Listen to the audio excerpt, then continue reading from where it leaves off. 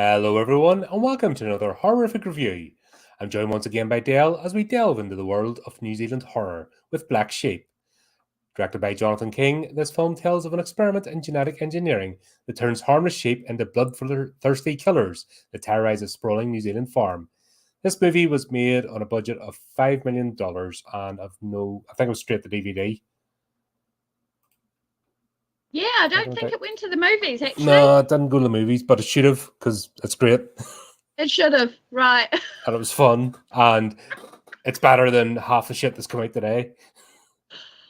I can't believe how... I just wish I had watched it years ago, damn. No, but then again, you get the fun of watching it now, so... Yeah. Oh, what a blast. Yeah, and that's the first thing I picked up on. Weta Workshops did the effects for this, yes. And you can tell... Absolutely. Oh, weren't they spectacular? Oh, gosh. I'm getting the impression that if this is a polished version of Bad Taste. Yeah. This is what Bad Taste would have been if they had the budget for it. Yeah, absolutely. With sheep, not zombies. Yeah. Or aliens. aliens, that's right. Yeah, no, Weta Workshops. Wow, Richard Taylor's amazing, isn't he? Mm-hmm. He's just, oh gosh, yeah, can't say enough about him. He's great.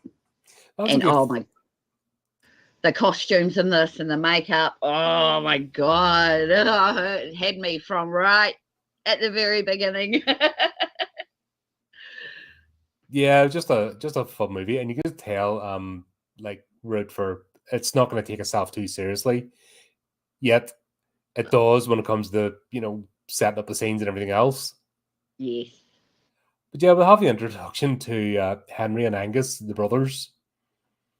And Angus is just a psychopath. Yeah. Wow. And you're like, does nobody pick up on this? Yeah, no, it's just country bumpkin behaviour. Really? That's what you do? I'm gonna play a prank by... randomly killing a sheep and wearing its corpse. Yeah, no, that's a bit far-fetched, but yeah, it was pretty good, that bit. Yeah, you can see why Henry was traumatized. I'd be traumatized. The thing is, he's hands-on with the farm. That's the only bit of the story that has me scratching my head a bit that they maybe could have looked at, because we'll see Angus in later life, but we'll see him here. He's not a hands-on farmer. No. He's a farm manager, he's the one that steps back and has other people do it. Yep. But Henry's the one that's, herding the sheep and helping out. Yep. He's dressed in sort of dowdy clothes, farm working clothes, where Angus is all, even with a t-shirt, you can tell he's like polished and doesn't get his hands dirty. Oh, yeah. But then he decides to randomly kill a sheep. Which... Yeah. If things didn't happen the way they did, his father would have absolutely booted him from here to there because that's a waste of resource. Oh, absolutely. Because obviously... And probably... Yeah, that's probably not the first sheep he's done it to either, No. Probably don't. He's obviously a psychopath, without a doubt. Yeah. You can tell time, because obviously it was only going to be Henry's sheep until it was time for slaughter. Then it was going to go in the van, that's part of farm life, which is... fair enough. Yeah, exactly. But doing that was just... You're right. It's a waste of resources. So it's just a play on, obviously, a mock of our, country life and sheep and cloning sheep and all that sort of silly stuff that we've done. Okay, but that's, once again, you sort of, you don't feel bad about it. So it's only the sort of plot point, because the rest of this is absolutely fantastic. That's the only sort of plot point, but I know what they're trying to do is explain Henry having the fear of sheep and going away. But I don't think I needed the fear of sheep, to be honest. I don't think it really added anything. Oh, no, you're right. It didn't actually add anything to it. But I guess it just gave him more character. I think that's probably what it was. Or maybe it was... a piss take. I'm not too sure, because, well, I mean, I don't understand how he'd be so traumatized after all these years later So I don't know. And it looks like he moved away basically as soon as her father had the accident. So it's the only bit that doesn't, like I said, it's just that premise. It's the only bit that doesn't fit with this movie. Yeah. Because it gets dispensed with. Once things start going down, it gets dispensed with. Because if it's stuck, then Henry would be no use whatsoever. Yeah. But he had a pretty decent character, so... Yeah, he is. He is. He's obviously he's a bit traumatized, obviously, and a bit damaged. But I mean, I think it added maybe a little bit of tension, when he's walking into the house and he sees a sheep up on the...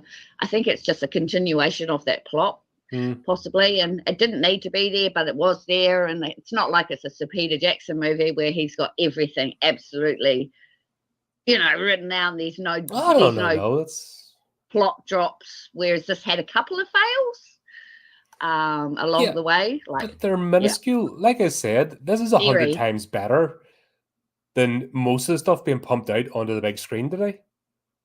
This was a 2006 movie. How much things have changed. It's just incredible from, these movies wouldn't be made today. Oh, no, they'd be banned and people would freak out and need trigger warnings and and that's what people have done to the horror scene. They've diluted it so much that all these golden gems are in the past now, and there's not going to be any more. It's all scary demonic ghosts or nuns running around, or conjuring universe and all that sort of stuff. It's just when you get things like movies like this, it's... And the fact it didn't even go to the movies, it went straight to DVD. And the New Zealand Film Commission, they paid for it. It was like, this is fabulous, It's just... If you remember, that was the home video market. Don't forget, the home video market had its own thing. It was, there was people that released just straight to VHS or straight to DVD, and that was a whole B movie thing. Yes, so right. Yes, there was your cinema releases, but that was all your mainstream stuff. But if you were a horror nerd, you didn't go to the cinema. You went to the video store. Yeah, exactly right. So, like you said, it's a product of its time. It was made for that, and there's just as much opportunity to make profit and money. Because if it didn't, they wouldn't get more made. Yeah, that's the beauty of it. That there was a market there. Yeah. And streaming has completely screwed that up. Oh, yeah. Because they've tried to... I've talked about this recently, actually, so it's quite topical.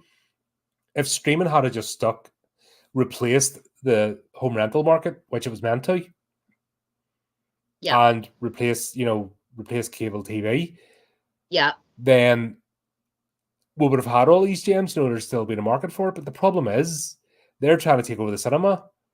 And that's how they've blown themselves out of the water, because the two were never the same. Yes, you could watch this in cinema, but it was never expected to be there. Yeah. And I don't mind that, because, like I said, it's a great movie and it's fantastic to trip over it 20-odd years later. Nearly 20 years later, you know what I mean? 18? Yeah. 18 years later. Wow, I know, right? Is this your first time watching it, or? Yeah. Yeah. Awesome. That's what I'm saying. There's always going to be a movie that you skip or you missed or come out a year because you've watched something else, and that's why I think it's brilliant. So if they want to burn Hollywood down, crack on, because we have more than enough material to keep us going for years. Absolutely. You'd never get through it all in a lifetime. It got a really bad rep, this one, back when it first came out. People just didn't like it. And now later on, people are liking it now. I think it's because Hollywood's made such an F up of everything. People are going back now in time to try and find the hidden gems. Yeah, exactly. Because everything's just so remade and rehashed, and people are going back to the originals, and I don't know. Well, that's what Steve and I are doing. Classic horror every other Monday. Awesome. So we're doing the Hammer horror, and we're going right back to the 50s. You know what I mean? And you've got watchable movies there that still hold up today. Yeah. Where you've like Rosemary's Baby. I mean, oh god, yeah. Wow. haven't done that one on the channel, but absolute classic. Absolute classic. But yeah, the more I'm watching new stuff, and I'm like, oh god, no. Or I'm doing the news articles, another requel, prequel, reboot, remake, rehash, and you're just like, would you just ever give over? Oh, I know, right? I can't even remember the last time I watched a good horror, like a real good, spooky horror sort of thing. Oh well. No, but this is taking itself seriously in terms of making a good movie and telling a good story. And like I said, once you get over the speed bump at the beginning, because that thankfully doesn't last the whole way. Because if he had been a gibbering wreck the whole way through the movie, the last 5 minutes would be really irritating. Yeah. So they dispense with that trope and they leave it out. Once he gets into it, he's happy. But Mrs. Max, she's a character in herself. Oh, isn't she cool? Like the brothers are teasing each other. She watches them. Angus is wearing like the recently flipping gutted out sheep and messes around. She's just like, your dad, something's happened to your dad, or just meh, just barely takes it under notice. Oh yeah, no, blasé. Didn't happen, or I don't know. It's a bit weird. Yeah, she's obviously seen a few things in her years. Yeah, she thought that was normal. She reminds me of Grandpa out of the Lost Boys. Oh right, yes. Oh, wasn't he great? Yeah, you're right. She reminds me of that sort of character. Right, yeah. Oh my gosh, I forgot about him. Everyone's like, the world's coming in, and he's just like, yeah, it's a Tuesday. Yeah, exactly right. Yeah. So she's been around. But obviously the premise of the story is then their father dies in an accident. Was it an accident? Well, yeah, we know. No. Especially with Angus, it's like exactly. But yeah, Henry moves away, and then this skips forward. I think it's something like 15 years later. Yes, 15 years later. Yeah, and then he's coming back because basically Angus wants to buy him out. Yep. Basically, Angus wants it all, so he's going to pay his brother off $2 million, which is not very much for a huge farm that they've got, but oh well, he took it. Yeah, well, at the end of the day, if he's got a life and that's just, and he's no real emotional attachment anymore. No. Then city bump. Yeah, the city boy doesn't want the responsibility anymore of the farm. That's fine. He's terrified of sheep anyway. It wouldn't work. No, especially. Yeah. Oh, still, God. The only two countries in the world where the sheep outnumber the humans is New Zealand and Ireland. Yeah. Oh, hilarious. Bloody sheep. Yeah, but more sheep in New Zealand than there are humans. I thought Angus was running for like office or something the way he was giving the speech. With nobody about. I actually thought he was going into politics or something like that. Yeah. But that was a nice surprise. What happened later? Yeah, but it was funny with his two lackeys. Is like they're all doing it like. Yeah. And it just looked tragic, and you're like, oh, who is this guy? At first, I thought he was a priest, about to give a sermon. Oh, yeah, like an open-air congregation or something. Yeah, it was something very strange about it. Yeah, it was. But I guess that's a farm, so that's the best place to have a thing for what they were doing anyway. Yeah. Yeah. And then we meet the activists.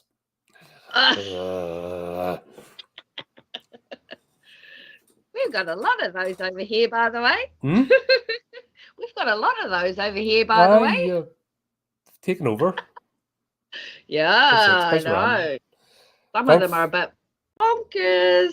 Well, that's all they do. They just pick the next, they interchange whatever slogan. They get handed the slogan. That's the funny, when they get interviewed, right? They don't even know what the slogan is they're carrying. They just get handed it and they go, rah, rah, rah. Because that's their whole life. And yeah. I hate them. Absolutely. I absolutely hate them. I'd like bad things to happen to them because they wind me up because they're useless examples of human life. Oh, But that's the thing; they'd never be satisfied. They get one cause to go straight on to the next because that's just their whole reason for being, just to make a yeah, nuisance they of themselves. played it up very, very well in this film. Honestly, it's a real good representation of our activists over here. Well, that's the thing. They think they're meant to be, it's meant to be parody or making fun, but it's actually deadly accurate. It's very accurate. I mean, some of the things our activists have done, holy moly. God, who have experience? Yeah. Oh, God. And Experience. Well, who would name their... Oh, obviously, she's named herself Experience. What a stupid name. Experience. God, I'm looking at Grant, yeah. Fucking Grant and Experience, fucking agents. Oh, the Shortland Street nurse. He actually played quite a cool role in this, I think. Especially with his makeup and everything on, and his, when he was morphing, and just brilliantly done. They can't get that right today. No, it's all CGI. They can't rubbish. get, there's proper prosthetics, there's proper goo and pus made, and it's... Oh, yeah. It is ridiculous, but it's believable, you know what I mean? It's actually, you get that visceral, Oh, yeah. And they can't do that Quite right a few today. times. Yeah, no. People are lazy. They have the budget for it, So I don't know. I just don't know. I suppose they want to put the money somewhere else and make everything look CG and crap. CGI yes. and crap. Honestly, I'm convinced the laundry machine the washing machine goes with half these phones. Yeah. Money just disappears in the back pockets because it doesn't go on screen. No. It doesn't, does it? It doesn't give you the impression that money's been put into these sorts of things, and then you see something like this and you see Tucker and Angus morphing, that was just amazing, the way that their heads were shaking and everything, you just don't see that. I don't see that anymore. Not to that extent. I mean, the editing must have been is amazing. Far out. It's just... We saw some of those scenes as well. They made use of camera edits, so you weren't seeing the full beast, the human sheep morph.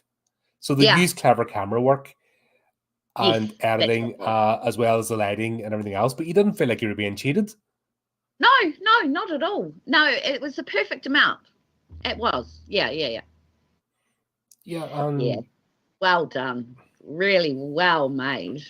Tucker's my favorite character in this. That, hands down, mine too. What a joker. He's so cool. But he's always there on hand, he doesn't let you down. Yeah. Person. Yeah. Salt of the earth, Someone you can rely on. He's got your back. Yeah. I like the sheepdog. Can't remember the sheepdog's name, but Tucker and the sheepdog are two best characters in this. They are, especially the dog. The dog could have solved this all in 5 minutes. Yeah, absolutely. Oh, I love Tucker's introduction though. Kia ora, auntie. It's so Kiwiana, so Māori Kiwiana. Kia ora, auntie. It's just like, oh wow, that was cool. He's a cool character. Yeah, no, he's awesome. Yeah. He's got some really good one-liners, eh? Yeah, like I said, he's just that sort of solid rock throughout even when he's turned. Yeah. And he still doesn't give up, and you're kind of like, no. Yeah, he's still there. He's still there inside, and well, especially when he turned into what he did, that was just amazing. I was just in awe of just how well it was done. My gosh. Yeah, brilliant. Richard Taylor, you rock. Yeah, because even with his foot when it turned into a clove, that could have looked really bad, as if it was a prosthetic, but they did it so well, and they didn't make it look real. They didn't make it look as if he was on a fake table or anything, none of that stuff. It looked like Yes. properly done, and I'm like blown away, going, Oh no. fantastic. Yeah, really good. Yeah, but basically what they're doing, these activists, they've got wind of something gnarly's going on in the farm. And of course, Yep. they're meant to sneak up, take photographs. But of course, Grant has to take it too far and nix one of the specimens for disposal. I know. Oh my God. I just love the way he walks right, broad daylight, open ground. He just walks right up, opens the cooler, takes it out, goes up the hill, and then says woohoo and gives himself away. He sure did. He'd have been away. He'd have got away with it if he hadn't said woohoo. I know. He should have kept his mouth shut. Activists, they don't know what they're talking about. It's almost like he wants to get caught to get the attention. Yeah, possibly. Like, it's not about what they're actually about, They do that over here. Oh, yeah. Yep. There's Chris on. Hey, Matt. How are you? Hi, Chris. Having fun. No, Grant's character was cool. Especially when he kept morphing and changing and yeah, right up to the very end. Mm-hmm. Pretty cool. Yeah, I'd have preferred it though they got wiped out just because they're activists and a message needs to be sent. Don't do this. Yeah, well, unfortunately, that doesn't come true for you. Nope. No, not in this movie. Or the last, the flip side, when we did the Tremors episode with the activists in it, I wanted them all just to get eaten, and it didn't happen. I'm like, oh, you're sending the wrong message out. Cut it out now. Do these idiots know that they're absolutely despised? Really? But do they?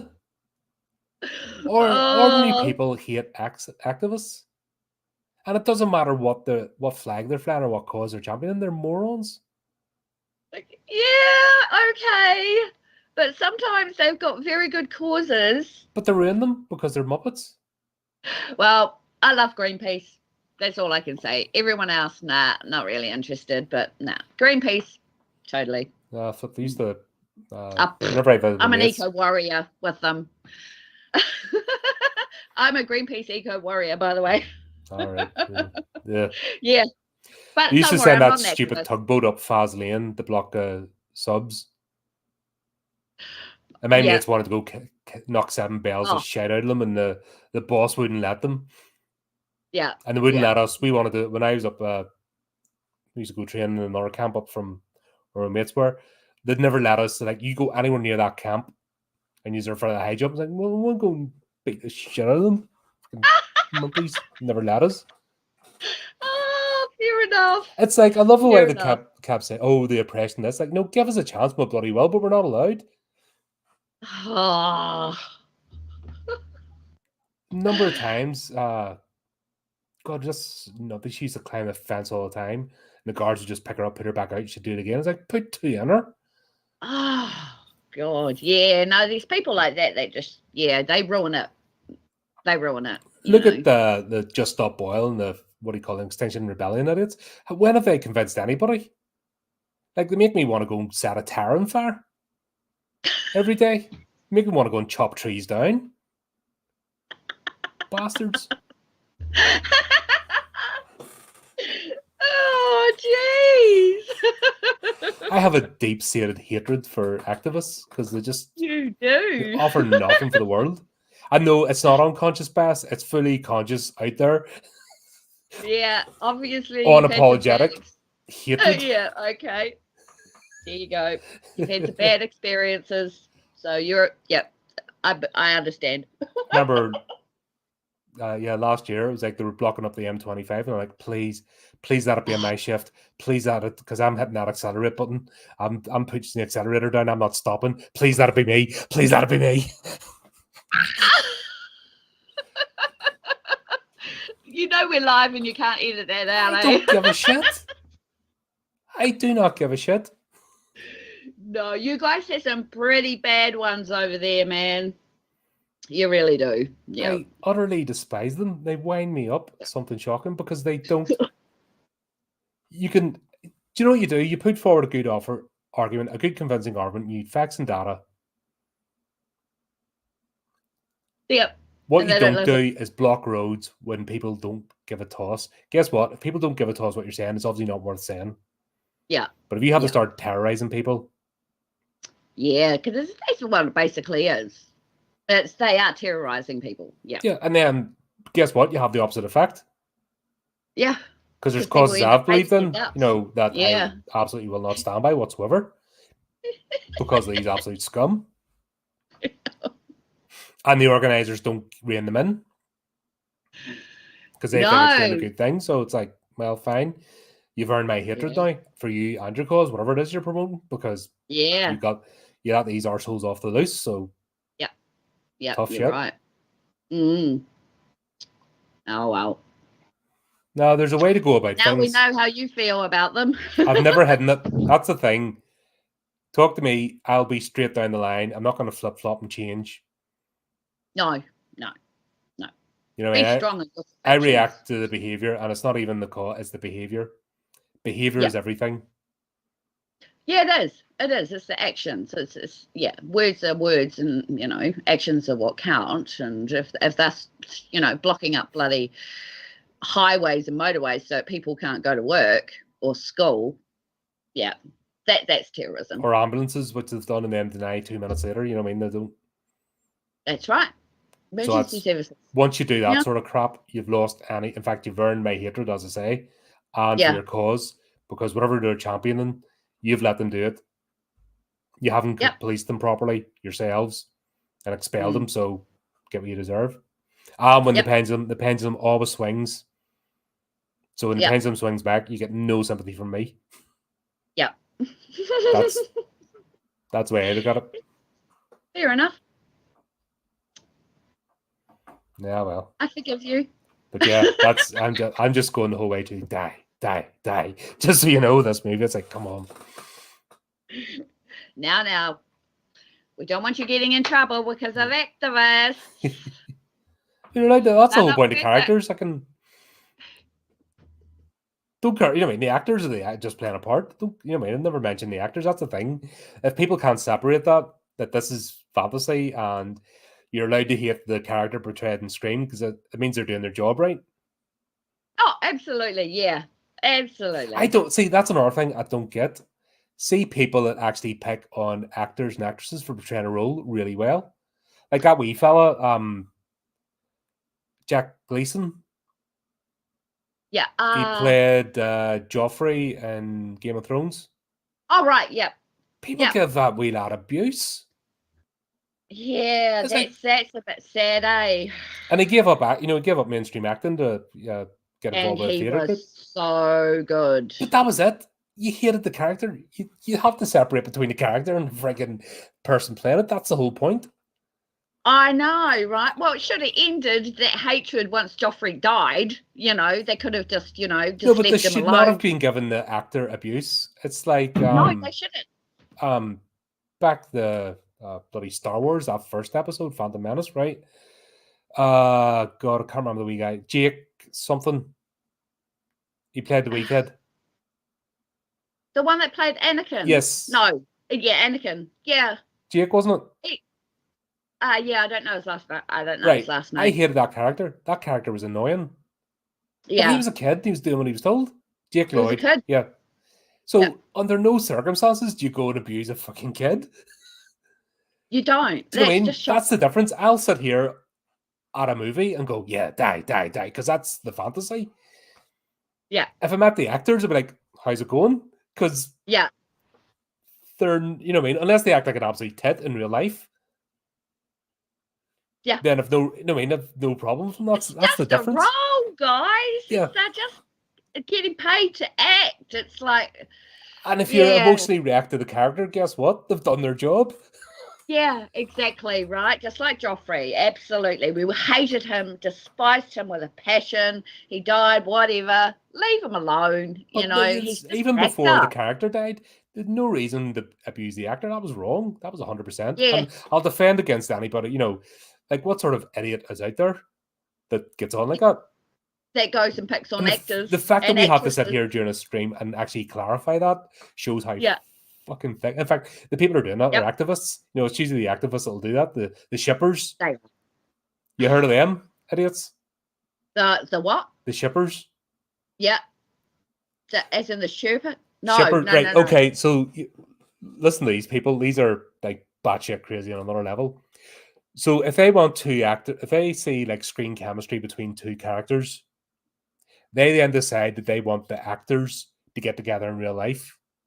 So Oh, they then go right. and harass, if they've got partners and married, they'll go and harass their partners to get them to leave them.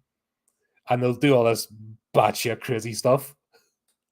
And it's a form of activism, you know what I mean? It's the same It sort is. of arseholes that'll It be holding a is. placard at one of these events. It's that sort of mentality who I absolutely despise.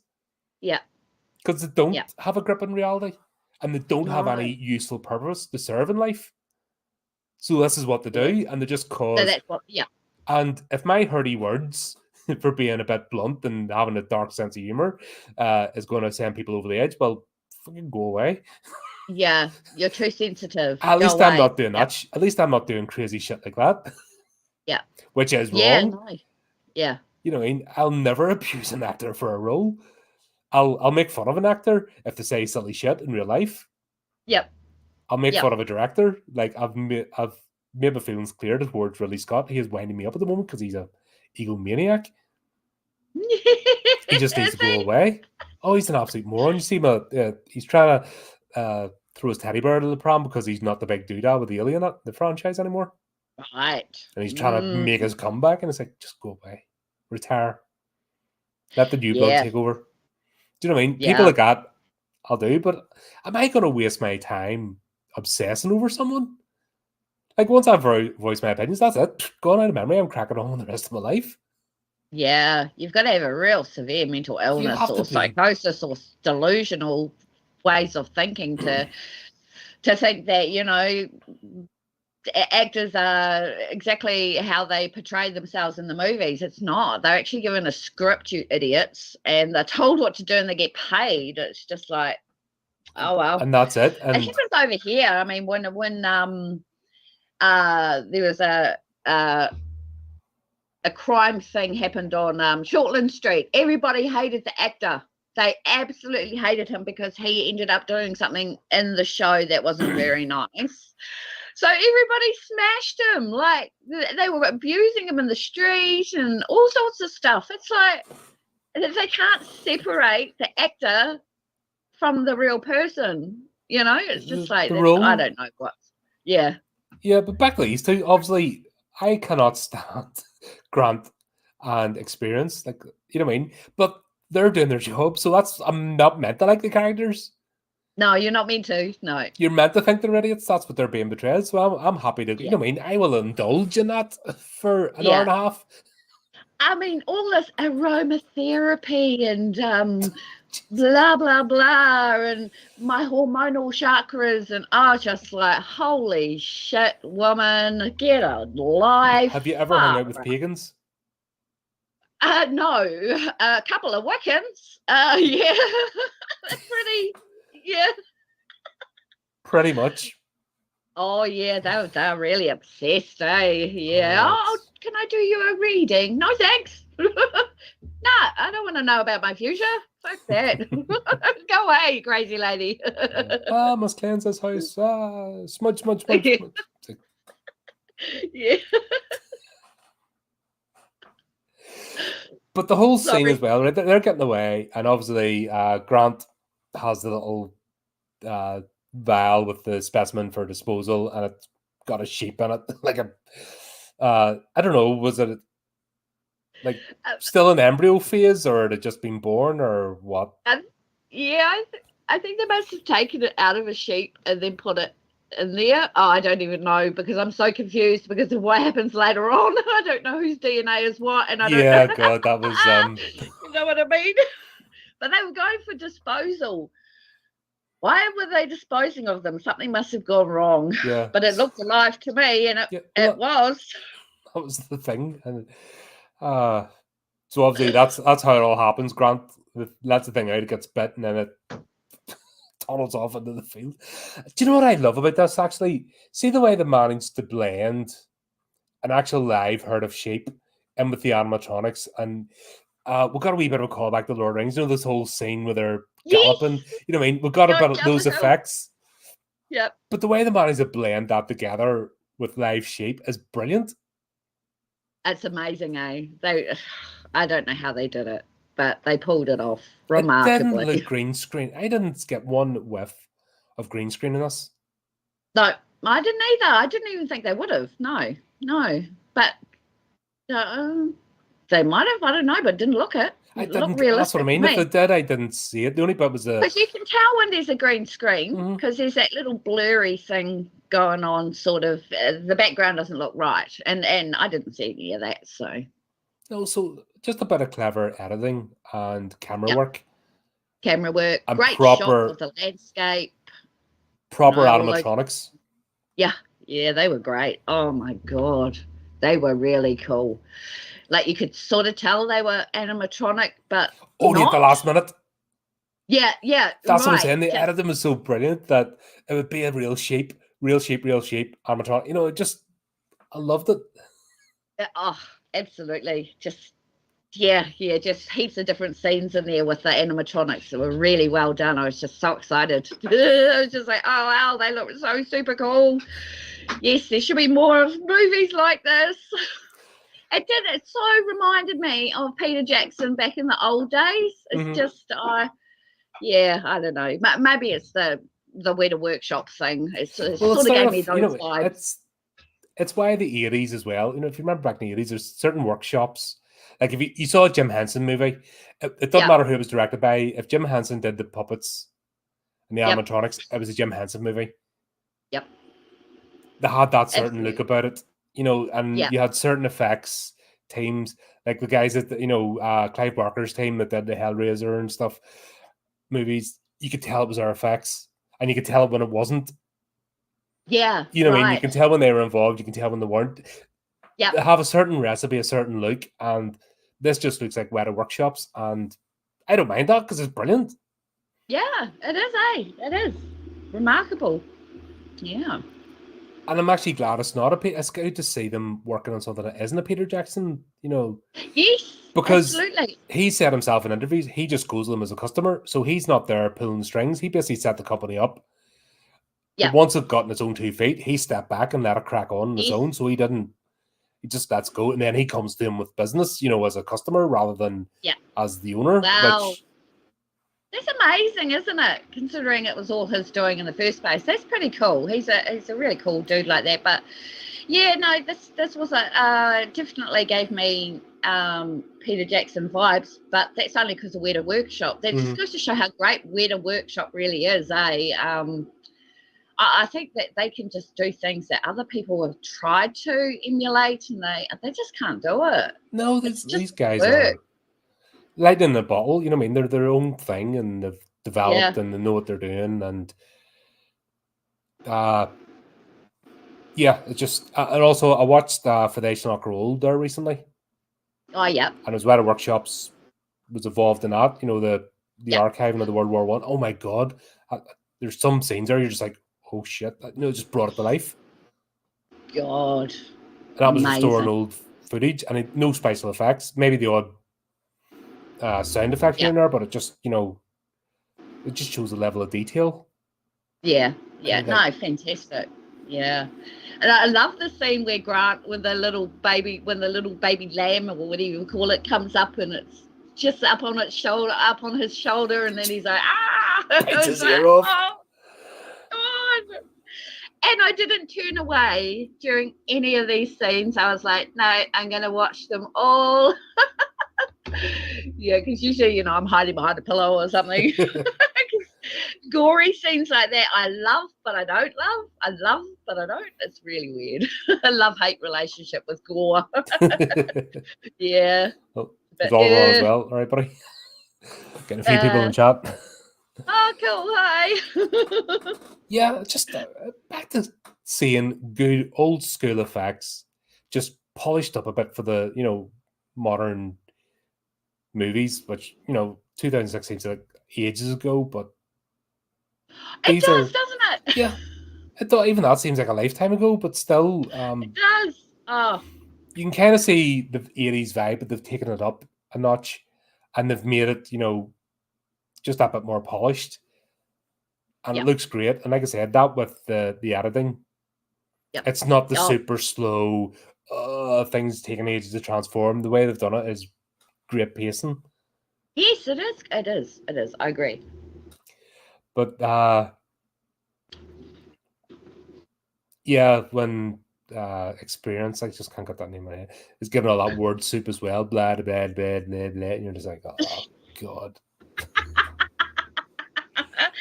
And then what was it, Tucker's like, sheep did what? Oh right, okay then, I'll get a vet to look at it, no, instead of a doctor. Then it'll be fine. No. And you're just like, just so off the cuff, matter of fact. You're like, yep. Yeah, no, that was great. That was great. Oh my god! And then when he says, "Fuck the sheep," oh, we don't have time for that now. A lot of those shagging things going on in this film. Oh, absolutely. But that's what they expect. It's all the in joke. It is, and it was they're done so well. It's not gross. It's not like you're seeing anything. It just it's innuendo. Innuendo's a lot of fun. Yes, innuendo. Yeah, I must say, that's the worst thing about talking with Americans, because they just go buh. And you're like, oh come on, we could have had fun with this for 10 minutes. You're just buh. Yeah. I know. It's hard to teach Americans that. It's all about the wordplay in the game. Yeah, absolutely. What's that? The new Beetlejuice movie coming out, and they've changed the word, and people are panning me for being annoyed by it, but they've changed it from Beetlejuice, the way it was spelt, the phonetically spelt now. Is it? Yes. I didn't even notice in the trailer. I didn't even notice. Really? Yeah, so instead of, original, it was Betelgeuse, and that was the whole point, to try and figure out his name in the wordplay. Well, now they've just spelled it Beetlejuice. And you're like, what are you doing? Oh, no. You're taking the fun out of language. Do you think it had something to do with copyright? No, I think they've dumbed it down. This all started from, if you remember that cartoon Ratatouille came out. Yes. And on the poster, they put it in brackets phonetically, and then they started doing that more and more and more, because people, like I said, I'm happy being a grumpy old person, because young people today are proper mints. Like, they haven't got the brains they were born with. Spelled out. They need everything spelled out and laid out, and they can't figure out. They can't come across a new word and then think about looking it up. Oh my goodness, that's shocking. And you can't have any wordplay anymore, which this is doing. I mean, there's a lot of wordplay, and there's a lot of innuendo, and there's a lot of just read between the lines. People are lazy. They want it in your face right now. They don't want to have to work it out. They don't want to have to use their brains. It's too hard for them. That's part of the fun. Of course it is. But they've grown up in a generation where everything's just handed to them on a freaking silver platter, and they've been smothered in cotton wool their whole lives. And then they come out of school, and then I'm this community, and I'm with this community, and I do this and I do that, and it's like, well, you're actually doing nothing. But it's and we need to change horror because it's too scary, and it's like they change horror because it's too scary, right? It's like, kind of the point. Yeah, right. Go watch some other genre. Yeah. Leave horror alone. Go watch comedy or some shit. Well, they've ruined all that, you see, so they've nothing left. So that's why we're getting requel, prequel, reboot, rehash, remake. Yeah, true. But I just think people they're just lazy and dumb. They just can't work it out for themselves. So they basically want the script in front of them. Yeah, but I think a lot of the jokes in this movie. Yeah, a lot of the jokes in this movie would probably go over their heads because it's not spelled out. They would.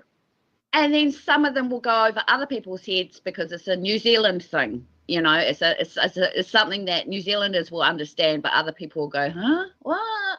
there's some of those in there, but not many. So yeah, the innuendos are really good in this. Yeah, I The love it. foreshadowing's quite good too. Yeah. Do you know who was a character I didn't think I was going to end up liking because you're not meant to? But see the mad scientist? Who? The mad scientist? Oh, the mad scientist. Yeah, she was brilliant. She was crazy. She did a really good job. Yeah. I just love the way she's in a pure white, like she's working in a, like essentially as a vet lab, and she's a pure white suit with high heels and just like completely inappropriate. Oh, I know. She was giving me I can't think. I know what you mean. There's a bloody character. She's with the glasses and everything is like if the glasses had been pointy, I'm thinking of a particular character. Yes, exactly. And I can't place it. Like a school teacher or something, I'm thinking. Oh, yeah. She's definitely a mock-off of someone. Don't know who, but I'm glad that the mad scientist was a female for once and not a male. So, yeah. And that she got to come up and... See, that's the thing. This has always been the case. There's always mixed it up. Everyone, once again, thanks to the activists, everyone thinks that until 2016, there was never any lead females in movies or anything else. It's like, bollocks. That's rubbish. There's been a whole bloody mix. The problem is, because it's not in the 10 movies you've ever watched in your life. Exactly. That's, in the mainstream, where there's absolute plethora of movies out there and all sorts of things. Horror as well. Yeah, exactly. But there was a time when horror was a very male-dominated genre, and I think it's great when you see women coming out and writing books, or some of the first horror writers were female, were women. Anne Rice, Mary Shelley. Yes, exactly. Once again, it's there's just stupid perception. And if you go through the genre... But they weren't recognised. That's the thing. They've never been recognised for their work. Whereas we get the big guys with the big money, whoever the hell filmmakers. I mean, do you know any female filmmakers? I don't want to now because they're all shit. And that's all they've got to say is they're a woman. If you look at today's filmmakers... I don't know. Okay. No. Yeah, anyway. Well, I've done a whole clatter of movies. You know what I mean? Go back over, the 1,200 odd reviews I've done on this channel. Or collectively, there's over 1,200 videos at this point. I think we're hitting 1,400, something stupid like that now. Wow. And there's a whole mix of all sorts. And that's not intentional. Yeah. Okay. No, it's just plucked from a hat. And it could be. Yeah. Once again, this isn't Hollywood. You can say that about Hollywood because Hollywood's just this little microcosm of, absolute morons. But there's more to filmmaking, there's more to art than Hollywood. Oh, there so is. And they've projected their guilt onto the rest of onto the audience and the rest of the world. It's like, that's your problem in your little bubble. Yeah. Yeah. I mean, these bandwagons that people get on, and this mental illness thing, and these women being, it's just like, guys, just leave us alone. Because I'm writing now, and I'm like, will this get through the sensitivity reading? And it's like, oh no, fuck that, And then so my mind.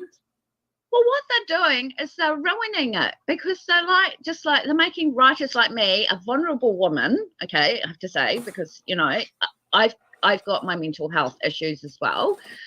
So they're turning women like me into doubting ourselves. They're taking our confidence away, and that's because you're a woman and you should not be doing horror because it's a male-dominated industry. And women don't write about things like that. All right. Because it's a good thing you've got a misogynist here to tell you to get on with it. You know what I mean? Oh yes, you know what I mean? Yes, good thing you're getting directors from the patriarchy here to fucking tell you to get on. Don't listen to these arseholes. Yeah, exactly.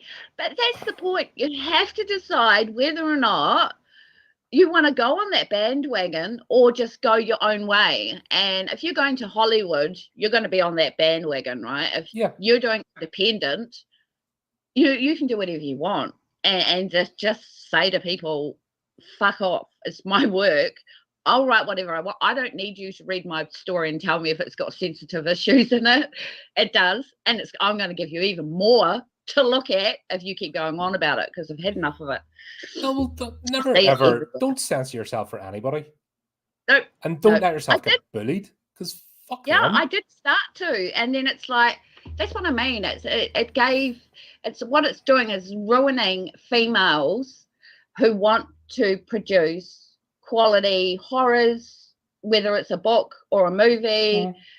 Everyone's just like so feminist now that, if a woman goes down that path, it's like, why are you doing that? You're a woman, you're going against women's rights and all this sort of shit. And it's like, so it's sort of, yeah, you know what I mean?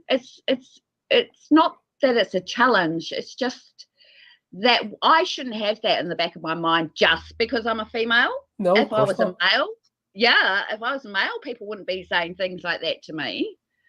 So but why are you saying? Right, are there a bunch of blokes? Here's the thing: are there a bunch of blokes going, "Oh, you're a woman"? No. They're surprised when they find out I'm a woman because I've got a name that could be either a male or female name. Really? When they find out that, when they actually find out it's a female. Do you go into the retard pit? Is that where you go to find readers? Where? Do you go to the retard pit? As opposed to the awful pit, it's just the the retard pit. Yeah, I've been in there a few times. Such a shock. Oh, I know. It might twist because I hate this messaging and stuff, but I've never thought I've never really. Oh no, the only time I am like, it's a woman writer is when I read something that's fucking love triangle. Oh god, here we go, another love triangle. Yes, it's a woman writer. Foof.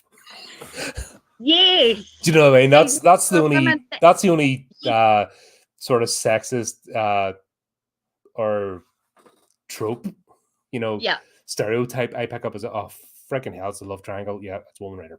But men do the triangle too. They do that in their films as well. So talking books, but women seem to do it in books more. But I just hate the love triangle anyway. It bores me. Yeah. But 9 times out of 10. Yeah. It's overdone, eh? It's overdone. That's the only time I'll go, all right, is that a woman writing this? Because it's so hand in hand. Yeah. I have to read. Yeah, you're right. Yeah. 9 times out of 10, if I watch a movie, it's like, is this a good movie or not? I don't even, it's only maybe afterwards I'll be like, wonder what else I've done. And then I'll look into it, No, I mean, if I see a movie and I think, oh, wow, that's blown my mind. Oh, what else have I done? And then I'll look who the director is. Except when I copy and paste it for the intros for this, that's even half the times I've forgotten. I put the director in. It's only when I'm reading it out, I've forgotten. Oh, yeah. Because it'll be another 10 movies time, I'll look back, or if I see something similar, I'm like, I've seen this before. And then I start joining the dots. But yeah, funny. Who was it? Jonathan King, so it was a book wrote this. I even forgot from reading out Jonathan King's name at the start of this, who he was, because that's how much I don't go into personalities. No, maybe that's where my brain is a bit different from most folks. I'm not interested in personalities. I'm interested in what's on the screen. As opposed to what? Filmmakers and things like that? Yeah. Oh, no, I don't. That's a secondary thought with me. Yeah. Get off. I will look, when I go to pick a movie. Yeah. It's what's the premise? What's, first of all, does the poster catch me? I'm booking the cover sort of thing. But then what's the premise? Does that interest me? Okay. And then I'll give it a go. Yeah. Any other considerations are secondary. Even, I don't need A-listers. I don't need to recognize actors' names and stuff. All I'm interested in are these characters portrayed. And then I like to be pleasantly surprised if it turns out to be somebody I've known or watched their stuff before. Yeah. Or better still, if somebody's on screen and I don't recognize the actor. Yeah. And then I find out as somebody I know, but they've completely changed as a character on screen. I'm pleasantly surprised. That's what I look for. Yeah. Yeah. No, I certainly don't watch a movie just because of the director or unless it's something we're doing, of course. Yep. But yeah, no. I just if it's something I haven't watched, I'll just watch it. And if I get halfway through and it sucks, I'm out of there. Yeah. I just don't want to waste another hour. But two things I will not do either is I will not watch just because it's a woman. I won't just watch it because of that. But Hell no. I'll not watch it either, if that makes sense. Yeah. I'm going to just watch women's movies today, or I hate that. Do you know when Horror Writers Association do it? Oh, wait, this week it's that week, it's the other. Oh, you check Xbox this week. I hate that shit. It winds me up because it's taken away from the actual creativity. Big up the story, big up the premise, and then if people enjoy it. Yeah, it's only because you're Asian or you're from Finland or, I hate that crap. And that's what today's doing. It's just everyone's reducing. It's always in the back of people's heads. And it's because I'm a stubborn git. So the machine gun bullets of the social media just trying to brainwash you just don't work on me because I just dig my heels in even more. Yeah. So I think that's the difference in our personalities because I'm just like, nah. Where because you're in the zeitgeist, you're sort of picking it up in the back of your head, and it's just rattling about in there, and it's then making you doubt yourself as a creator, which is wrong. Yeah, it is, but I just need to balls up, just do what I need to do and just get it over and done with, because that niggly bit in the back of my head is always there, and I've got to try and get rid of it. But it will eventually. It's not stopping me. It's just a real annoying thing in the back of my head is I've got the horror association right in my head, and I'm like, oh, fuck that, so. Well, don't get, and other. If a group or organization is doing that to you, don't cut ties. You don't need it. Oh, yeah. No, the important thing is they actually make stuff. I have, yeah. And then they're all, we won't help you unless you're part of our organization and you pay the subscription fee, and it's just like, bye. Well, if you could do that, bye. That's called extortion. It is. It's a group of people trying to grab the horror scene and go, it's ours. Yes, and you only get through. You only come in through us, and you see a lot of that. Stoker award unless you are with us. It's like, okay. Yeah. But it's like this. If this was Hollywood, it would never get made because it's not part of the gang, and it doesn't toe the line, and it's irreverent, and it's but risque at times. It's not super gory, you know what I mean, and it's not crass. No, it's just not crass. It's just got that blunt humor, and I think because we're similar cultures, that's why we both get the joke. Yeah. Yep. Exactly. There will be people over in America going, yeah, that wasn't even funny. Yeah. Am I supposed to be laughing? Yeah. Because it's not spread out. But yeah, she was great. That scientist just played a great character. Yes. She's a good famous actress over here. Yeah. Yeah, but she just owned that role, and then we find out that Angus doesn't actually really 100% know what's going on in the lab either. You know what I mean? He thinks he's the knows all. Yeah, and knows nothing. Angus, what a character! Yeah, little bastard. Bastard. That was Grant bit him, wasn't it? Yeah, it was Grant bit him. Yeah. That was awesome. Yeah, some good ones. Yeah, and his transformation just like unbelievable. I was just gobsmacked the whole way through. Just all the little changes, and and then the big changes. Fantastic work. Yeah, and you wouldn't, like I said, you wouldn't get that today. No, not at all. You can't. They wouldn't do it. No. Did you ever see the movie Billy the Kid, the horror movie? No. I think it's set in America. It's the world's most disgusting family. Really? Yeah, it's just that's the premise of the thing. But what it is, one of the farmsteads has relations with a goat, and then the hybrid, and that's where we're getting the sort of the parallels here. And I'm just wondering if it was a bit of a parody of Billy the Kid. That movie was banned at one point. Oh my God. I vaguely remember this. It was Oh, wow. it was a video nasty, it was a like proper Right. gnarly back in the day. And yeah, I think it was banned at one point. I don't know if we can I need to look see if we can find it again. Oh, God. But yeah, I'm getting this whole thing with Angus and Dolly, and except it's a bit more Oh, polished than Billy the Kid. I might have watched it. It sounds very familiar. Wow. Dolly. Is that Dolly the goat. no the sheep? Is that what the sheep is in this? Oh, Dolly the sheep. Yeah, Yeah, yeah, it's Dolly in this. yeah. Is it? I think so. The genetically enhanced one, the one that was showing off to everybody with the super Oh, white fluffy fur. oh, I didn't realize. I Okay, think okay. Yeah, because I think yeah, that yeah. was a joke on Dolly, the clone sheep. The clone sheep. That's right. I think that was a joke. That's right. Oh yeah, no, definitely. This was. I forgot that its name was. I keep thinking it was Shrek, but Shrek was the big one that had all the fur. No, no, no, no. So it was Dolly was the clone sheep. And then I think they called it Dolly here, didn't they? Yeah. Okay. Because that was sort of once again. This will go over a lot of people's heads because this was right in the zeitgeist at the time. Yes. I'm making jokes about that, and I'm like, oh my God. That's yeah.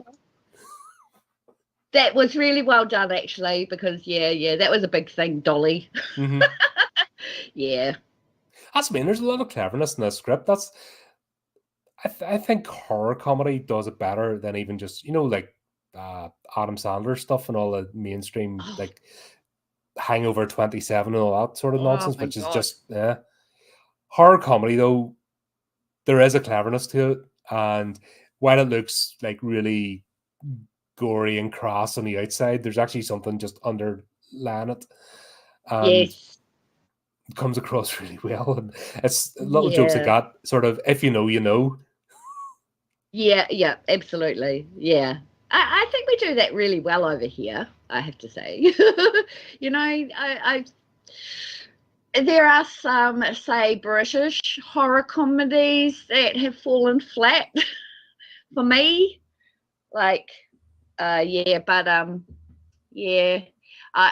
think it's a different genre altogether, isn't it? When you're able to pull off a horror that's got some really dark humor in it and you understand it, I think that's the brilliance of it. And that's what this did. Mm-hmm. That was funny. It was freaking hilarious in some places. Oh God, what was it? We did Steve and I did one of the Carry On films. I can't remember what it was. It was the horror one. And the only other one was with Kenny Everett, Bloodbath at the House of Death or something like that, which was just, ridiculous. That's the only really two good British comedy horrors. A lot of them fall short. It's not that sort of humor. British humor is more into the sort of slapstick. Yes. And the innuendo, like the Carry On films, like the Two Ronnies, all that kind of stuff. Yeah. So it doesn't really delve into the horror. When the best example, obviously, the Hammer horror is like British horror, but it's all gothic and serious and spooky. Yeah. It's the old traditional, Tales by the Fireside. That's So I think maybe the thought over here is to make it into comedy would be to sully it, because that's coming away from the very traditionalist sort of roots of horror. Yeah. Which I agree. I think why sort of movement of the times, why British cinema kind of died a death. Yeah. Like all over here is just rental. All the cinemas, the studios not are just rental for other studios. Wow. It's like the Pinewood and Shepherd and all them are just, all right, we're just come over, get a tax break for your production. But there's no actual, because I've been trying to find independent British creators and everything else, and I can't. There's not there. I can't either. I haven't seen any. Wow. And even because that's what I want to do. I want to find, various and people outside of Hollywood that are doing their own thing. Yeah. Stuff like this because Gorilla Metropolitana. Well, he's Italian. Just invaded. Sure, he's Italian that invaded. Oh, yeah. Okay, you're right. He is Italian. Yeah. So okay. Yeah. And he doesn't like me No, anyway. you're So right, actually. Yeah. Yeah. yeah, fun. No, But New Zealand, hands down. I think New Zealand, we do the best comedy horrors. That's because we're all wacko and we smoke too much weed. that's the thing. Own it. You know what I mean? That's flipping. If you've got something going for you, flipping and revel in it. Absolutely. And it just there's a world out away from Hollywood. That's what I keep saying. There's so much stuff there we could be exploring, and Yeah. great stuff like this. Like the whole thing with mint sauce acting like Oh, like garlic the vampires. You know, it was only one scene. It was a bit wasted because that could have been a whole thing. it could have been. It could have been. But it Yeah, didn't go that absolutely. direction. Lamb chops with mint sauce. They made a mint sauce know, gun, mint you know, sauce. and Yeah. That could have been the kryptonite. Yeah, definitely. but it was But it done. ended up being something else. Yeah, it was done once, and then yeah, but wasted. But Yeah. still Yeah. funny. Still funny because It was. you see the connection. You know what I mean? Yes. And you get the joke, and you get the two levels. Once again, there's a joke on two levels Yes. because it's mint sauce. So obviously, mint sauce with lamb, but then it's using the whole vampire trope as well. And It is. you're like, yeah, brilliant, do it, yeah, get it. Yep. Makes perfect sense. Lamb. Because it wasn't spelled out, people probably didn't get the joke in that. You know, probably not. if they're watching it No. today, probably did at the time, but they wouldn't get it now because No. It's yeah. It's too much brain work. Oh god. But there's twice as well. It seems I forgot to mention the scene with the rifle. First of all, when they meet Experience, she takes a rifle, points it in, then take a rifle back off there. Then it's sort of, oh come on, it's all forgotten. And then you have the scene with Henry and Angus, where Yeah. Henry's got the rifle and hasn't taken the scope off, but he's trying to. You're like, what are you doing? I know you're not going to miss at that range, but it just seemed a bit silly to have the cap on. Just obviously goes to show that he has no idea what he's doing. My goodness. But all in all, just like Angus thinks he's taking over the market with this new sheep, and he doesn't realize he's being made a patsy of. Oh yeah. For the mad scientist, who I forgot her name, but yep. Just the fact that using him. She's using him. He's just dumb. He thinks he's clever in what he is, and he's being used. And then just chaos, like the entire world, all the holy ruler or high rulers of the world come to this little field. Oh no! That's the way it works. Weird. Yeah, there were some weird moments in there too. Yeah. But it was just part of the ridiculousn's, you know. You sort of go with it. None of these weird moments stopped my enjoyment of the movie. Oh God, no. No, they kind of added to it because it was a sense of what are you doing, lady? You know, and it's like that sense of frustration. It's like it was quite cool actually to have it was a bit of a roller coaster ride there for a time. It's like go, I want you to die. No, I don't want you to die. Yes, I want you to die. My God, yeah, it was good. Yeah, that's what I mean. You're playing it because she's the only sort of evil character in all this. Yes. Like she's the only one that's truly evil. Everyone else is just along for the ride and just part of circumstances. And she's not even in there for more than 10 minutes all up. You don't forget her, but she's there. She commands the screen. That's what I mean. Her character's that brilliant. Oh, absolutely. Yeah. And I think that was a clever thing as well because it didn't overuse her. No, they didn't. Yes, that's exactly right. And the same with Tucker. They didn't really overuse him either. You know, so Henry being the main character, but he was a bit backwards and going forwards. But but thankfully he got over the sheep fear thing to do what he did. Because if that had been his whole thing, say his whole trope had been, sheep, it'd have been really irritating.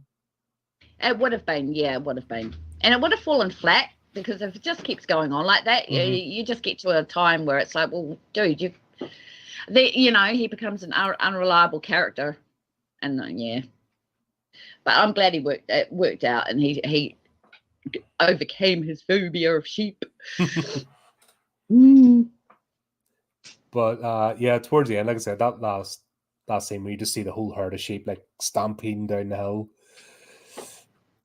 That's the only time I thought a wee bit of computer graphics were involved.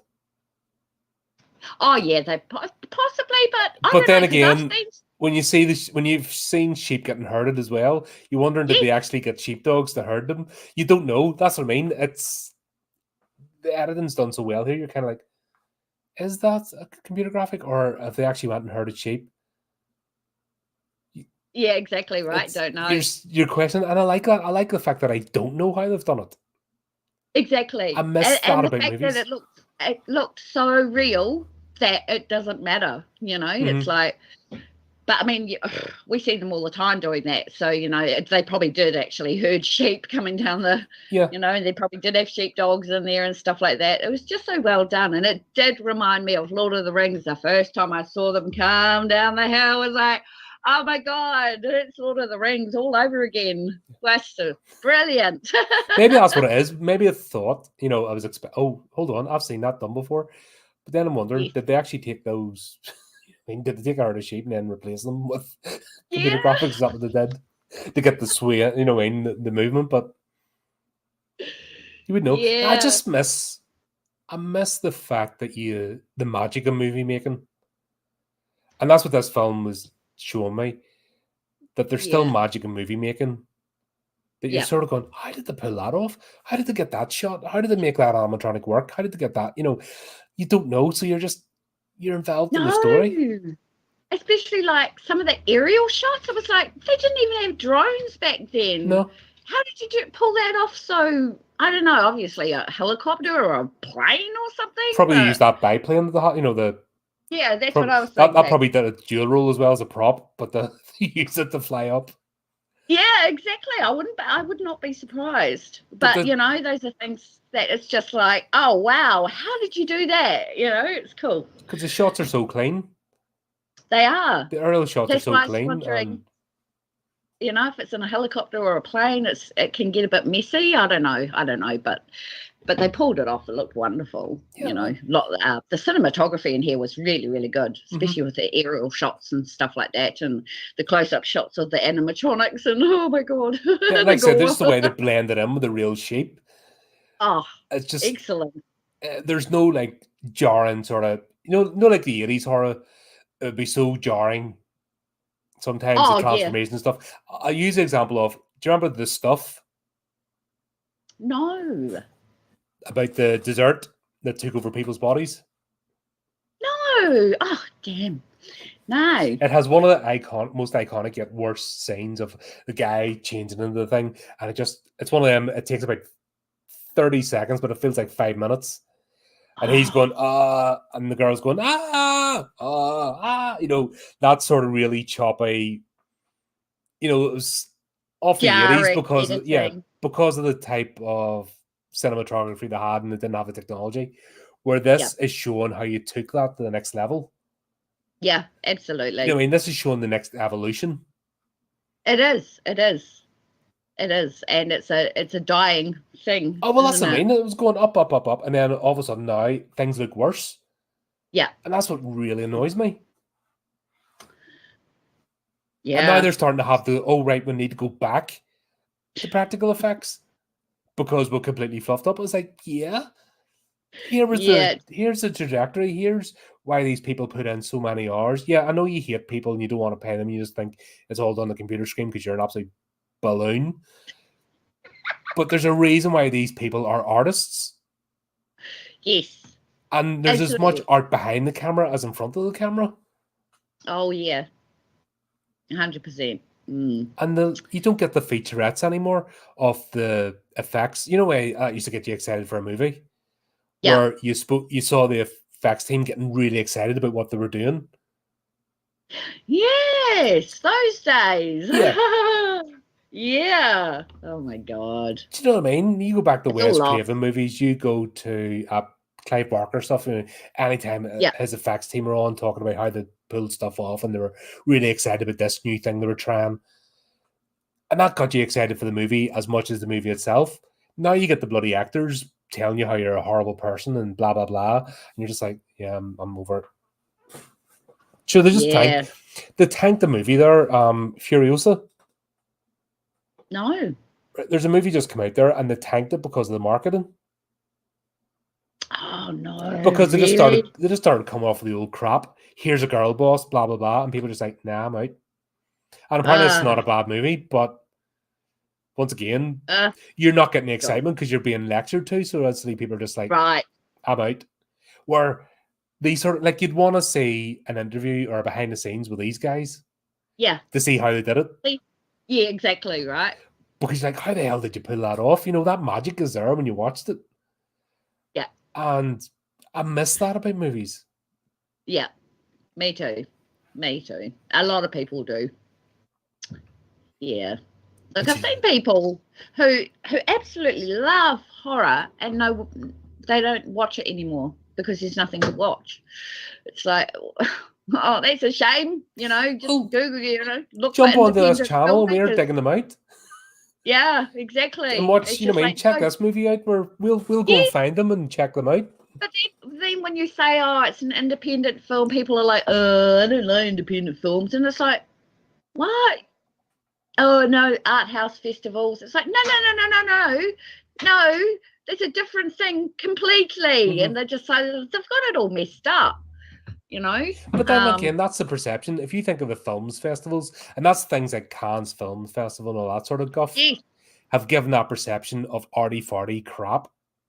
Yeah. It's the same as Oscar winners. The people that chasing Oscars do all this stupid. They're not watchable movies for the ordinary people. It's for all those folks in their echo chambers, like modern art. It's only if you're in that crowd, you only send the words, be friends with your peers. It's a fashion. Nobody actually believes it. Yes. And that's for a start. Yeah, I understand why you wouldn't want to be involved with those people because they're detestable. And they look down their nose at you, and why would you want to be in their company? Where there's loads of people out there. I'll say again, always champion the show. Acrostar Films. God, they've just released a trailer today, actually. Return of the Corn Zombies. They're already cracking on with the sequel to that. There's another movie going to be coming out. Looking forward to that one. 7th Street Productions. Cameron and I are going to do Pillow Party Massacre soon. Choice. There's people out there making movies. Yeah. And we just need to shine a light on them, and you just need to, give them a go, and don't hold them up to the standards of storytelling. Forgive the fact that it's not going to be super effects, it's not going to be big screen standard, but just hold them up to the standard of, do they tell a good story, and are the characters relatable on screen? That's right. And did you enjoy it? Was it something different? And did it open your eyes up to, a new sort of cinematography where you don't have to spend billions of dollars, and do things on a shoestring budget nowadays? And yeah, well, that's what that's what I'm all about, is shining a light on these sort of folks because they deserve it, and that's what I want to find more. I want to find more of these sort of movies that have maybe got fallen through the cracks. Yeah. And if you weren't a video store nerd, because be honest, this was for the video store nerd crowd. Yeah. Oh, absolutely. This is for us that got together, on Friday night, and we got all the sweets and the popcorn, and we got, we booked the main TV in the house. Yep. Exactly. Do you remember you had to do that? Remember you had to book the main TV? Oh yeah, still doing it. Yeah. Yeah. Mm-hmm. I remember those days. Yeah, and it was an event, and everybody got together. Yes. I think we need a bit of that back. That's what this reminds me of. We need a bit of that back. Imagine sitting around with a bunch of friends just having a laugh at something like this. Yeah, exactly. And if you're in there, a few bottles of wine or something, you know what I mean, and just having a giggle. Yeah. Sad. Those days are gone. Well, they can. Well, yeah, you can. okay, the DVD stores are gone, obviously, but you can replace it with other but movies. That's where YouTube comes in. That's where we can shine a light. That's where there's more chance of connectivity now with the creators. Yeah. It's just changed, but I don't think and creators will always want to create. There's always absolutely. someone has that. As you know yourself, you can't help. It's part of you. You want to create. You want to make something. You don't know why, but it's just in you. And it's not about the fame and the fortune and all that, because you don't get any of this. No. Good luck. And if you do, throw some my way. Because oh dear. Oh god, but yeah, that's just found up finds up brilliant. We had the big fight, there was the resolution between Henry and Angus, and we knew the plane was going to be involved because it's like somebody holding the plank, and that was set up about 3 shots. You knew it was going to happen with the blades. Yeah, good foreshadowing. Yeah, I thought that was great. The thing I didn't get, well, anyway, no, that's okay. That's all right. Yeah, I suppose I was a bit upset that he got up again afterwards. It was kind of like I wanted him to stay dead, but then when he walked into the sheep herd and the sheep grabbed his, that was hilarious. But they had to transform him into a human first. Yes. Remember, it's like a werewolf. I was thinking like a werewolf. Yes, absolutely. So yeah, it regenerates. It's indestructible in werewolf form. So obviously, once it had in the cure, he turned back. But yeah, he went in because the sheep's farting as well and everything else. I know. Because that's the big thing over here. Carbon emissions from animals. Oh my god, that's so psychopathic. Psychopathic? Yeah. Oh, animals aren't allowed to fart because kill them all. That's the humane thing to do. It's like, are you mental? I know, right? Here's the thing. Here's a funny fact about New Zealand. Don't know if you know that. Yous were at net zero for many years, decades, centuries, until it started chopping down the trees to put in solar farms. And that's when you changed from net zero to net positive. Wow. Because guess what trees do? Yeah. Wow. What? They absorb carbon. Trees absorb carbon. Yeah, we're breathing. Trees breathe in carbon dioxide and produce oxygen. We kind of need them. Yeah, we kind of need them. Yeah. Like the rainforest. Yeah, but sure, chop them down and put in. All our native trees are just about all gone. Yeah, thanks to agriculture. Yeah. And eco warriors fucking chopping them down to put in solar panels, which don't work. And to put it, we've replaced all our native trees with introduced pine trees so that it's easier to make wooden crap furniture. Do you remember they used to have a system of hectares? That's why hectares were. You farmed a hectare, you planted the hectare, you moved on. You farmed a hectare, you planted a hectare. There was a system where you. They keep changing it. Yeah, but there was a system in place, right? There was. Yep, it was. Because I did biology at school up until first year university, and then I got drunk and didn't bother anymore. Did admin instead. But that was the whole thing of the carbon cycle, and the whole thing of the farming techniques was you reuse that. So if you chop down a square acre of forest, you replanted it, and then the replanting of the trees used up 3 times more carbon. Yeah. So a growing tree uses up 3 times more for energy. So that's what you did. You replanted, you moved on to the next, and you had a system, and you just kept going around. Yep. Nah. Yep. It's still kind of the same, I think. It's just that you have to have a certain amount of trees on your farm. So that plus I think they're going to start taxing people for emissions, animal emissions. So which I've been trying to do it for years. Want you to eat crickets. Want you to eat bird paste. Yeah. Oh my god. It's a cash grab. It's the same as here. It's the thing called the ULEZ. Right, you can have a gas chugging thing as long as you pay $12.50 a day for it. So as long as you're Yeah. paying the money, you can make as much pollution as you want. It's just a money grab, and it's absolutely people are It getting is. sick of it. It's shocking. It's And it's disgusting. actually I not can't believe. against. That's what I said. Activists and these arseholes put me off now Yeah, well, they've done a lot because of I had done damage. a lot of. You know what I mean? Do you remember acid rain back in the day? That was going to kill us all. The flipping the end is. You know what I mean? It's the same people, and they just change a different slogan, but it's the Yeah. same mental Well, illness. The dooms cult. yeah. And then the grifters come along. They see a way to make money without actually giving anything, and the cycle continues, and people get bullied, harassed, and sucked in. And Yep. I'm just too stubborn. That's always been my problem. That's why I never went along with the crowd, because I'm too Yeah. cynical. Oh, that's a good thing to be though once in a while, you know. So you've got to be strong in your convictions. So I mean, if you're stubborn, that's just, It takes me a long time to come to a conclusion. That's my thing. Yes. And then when I yes. do, that's it. I'm gonna look at things, Yeah. and I hate bullshit. Yeah. And No. I hate that. Oh, let's say the thing because it's popular. Well, no, Yeah. No. because No. we'll see where it's going. Nothing's better. Yeah. Everything's worse. Yeah. Say that again. You know, and these absolute morons. I hate it. Absolutely winds me up. We just see everything degrading because of lunatics. Madmen. Yeah. These madmen. It's the same as the witch trial. You know what I mean? We're just reliving the witch trials. It's just wearing the other boot.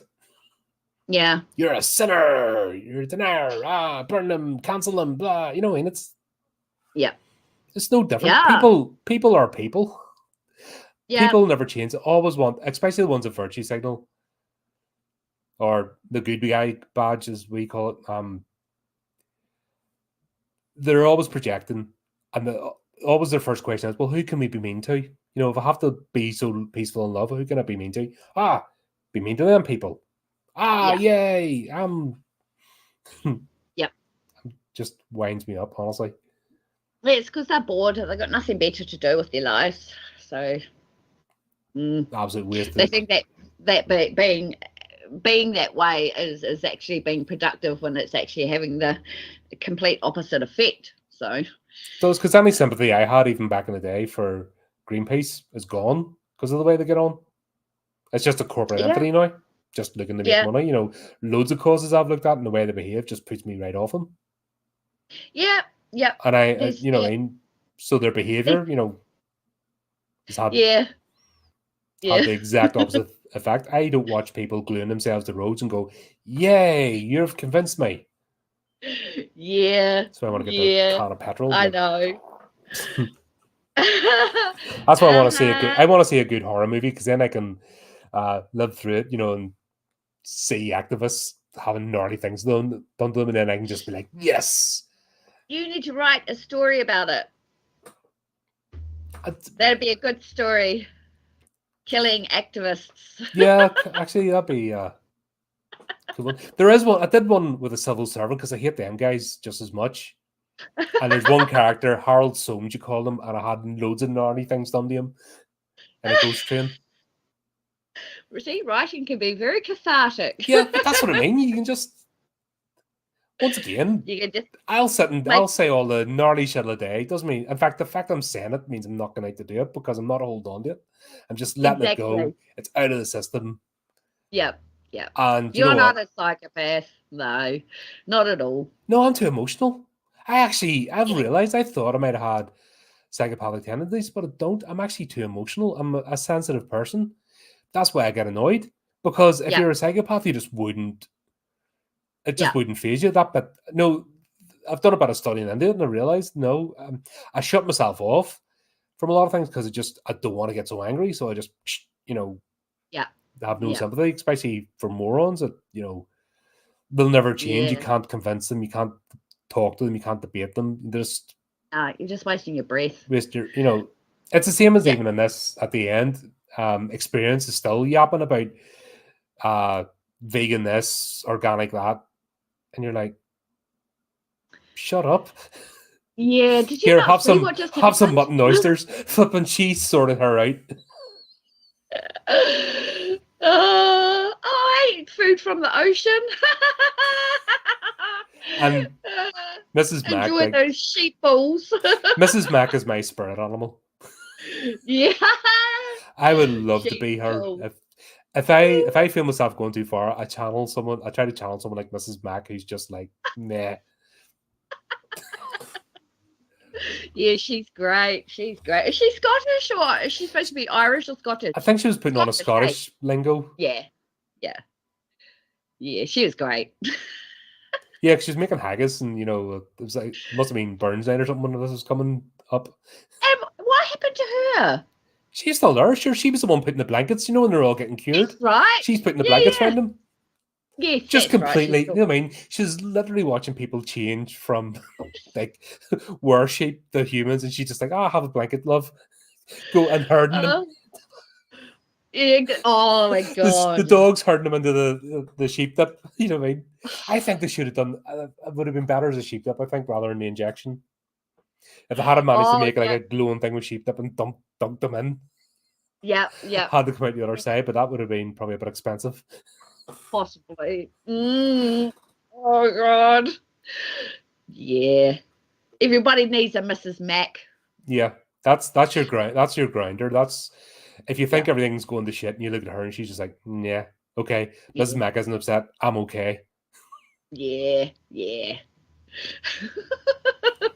Excellent. Oh. But there's a bit of like the dog at the end. The cliffhanger. Yeah. Just off. The dog just the sits and dog. goes, yeah, sure. The dog at the end sits and then just goes, bah. Yeah, yes. What happened to the dog? I don't want to know. No, I think they're setting up. I think it was a bit of a joke setting up for a sequel. Like, did it get bitten or did it get something else? I don't want to even think about it. No. Yeah, this movie definitely would not be allowed to be made today. There's no two ways about it. No chance. No chance. And no, the dog rocked. And I'm glad they had him right at the end. Yep. Mrs. Tucker, Mrs. Mac, and the dog. I think that's the top 3 characters in this. Without a doubt. Yeah. It's funny how that happens, isn't it? They're side characters, but yet they become like your favourite characters, not the main characters, which you're supposed to invest in.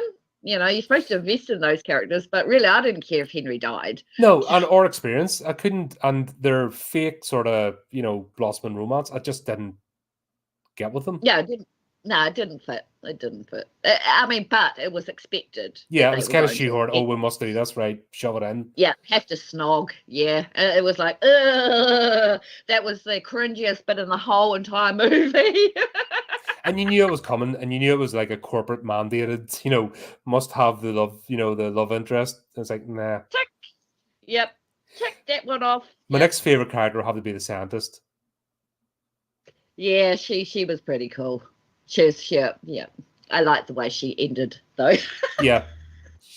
Yeah, crazy scientist. But she owned it. You know what I mean? Once again, she owned the role. When somebody owns the role and just goes for it, then you can't not love them for it. Yeah, no, excellent. Oh, the whole thing was bloody good. It's just amazing what they can do, eh?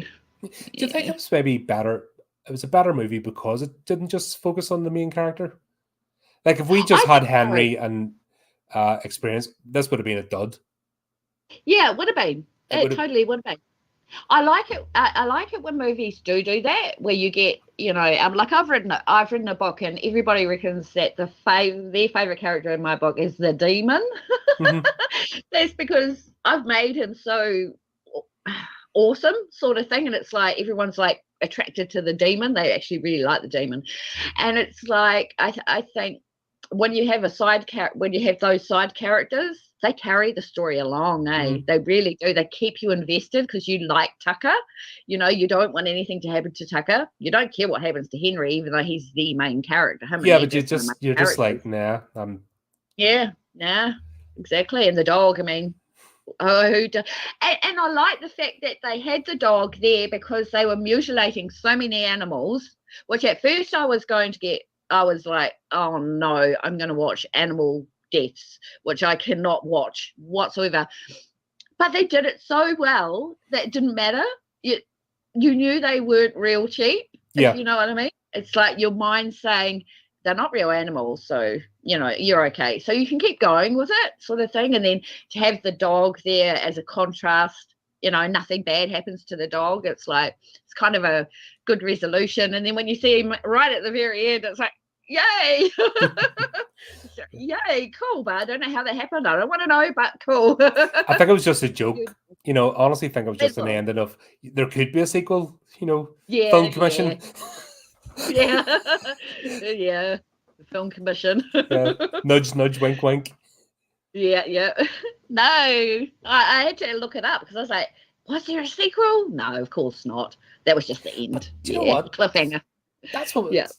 And just single movies.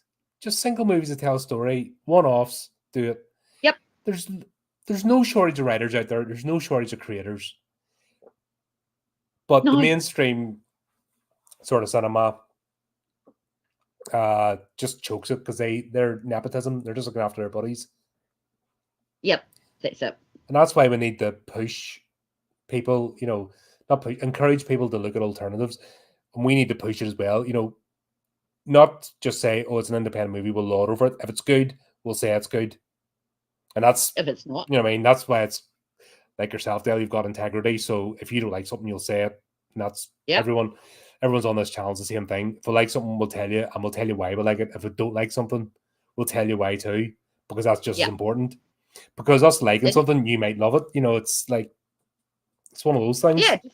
Yeah, that's right. Different perspectives and opinions and things like that. So yeah, absolutely. No, just that it makes me harken back to like the early 2000s were a hopeful time. Yeah, there were a lot of good movies coming out at that time, weren't there? There was a spirit of hopefulness. The new millennium, new ways of creating, the digital age was coming in. There was a sense of hopefulness.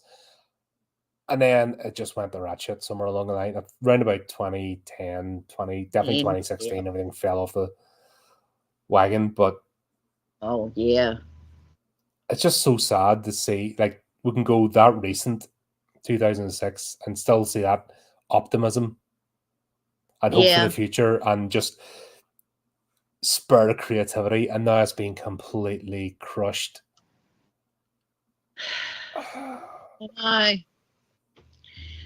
I know. It's just like we just have to roll with it and hope the pendulum swings back, I guess. Yeah, but what we can do is obviously we'll look for films, I guess. We'll find those little gems, we'll bring them to the fore, reinvigorate them. Yeah. And then people, if you're burnt out with a shite that's on today, well, come join us. We'll always put these streams up beforehand so you can watch it before. So we'll always tell you what we're going to be reviewing a couple of weeks in advance. So watch it and then join in the chat. Yeah. Haven't watched it. That's one thing I've noticed that not many people do. They don't watch these things before we come on. No, they don't. No. That's one thing I'm frustrated with my audience for, because they don't. It's like they'll tell you like weeks in advance with these things. So you have time to watch it, and then you can be part of the conversation in the chat. Yeah. I think some of it has to do with like my sister's stopped coming on the chats because she can't access some of the videos because they're on different streaming sites and all that sort of stuff, or we can't find it over here in New Zealand. So it's I think that's what some people are having issues with as well, is trying to find the videos. So that's what we always try to find. I mean, that's part of our there's a lot of work, believe it or not. Before we come on the camera, this is the easy bit. We just come on and rough and have fun and enjoy each other's company. Yeah. But all the stuff in the background of our conversations back and forward is trying to find stuff that we can both watch and share and talk about. That's part of the challenge. But it doesn't mean we're going to stop. That's right. No, exactly. No, and you can always find something. You can always find it somewhere. Shiver me timbers.